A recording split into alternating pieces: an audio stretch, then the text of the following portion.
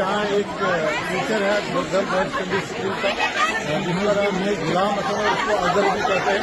उसने एक बच्ची के साथ जो है वो गलती की है और इस मामले में बच्ची ने प्रोटेस्ट भी किया है और हमने कानूनी कार्रवाई कर दी है। उस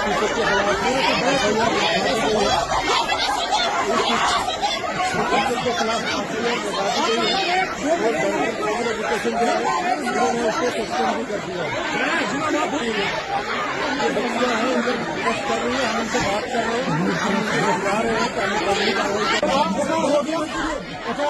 जी हाँ, एफआईआर हो गया। पर सर ये भी उसको सस्पेंड किया गया, उस बंद को अभी हम गिरफ्तार कर रहे हैं।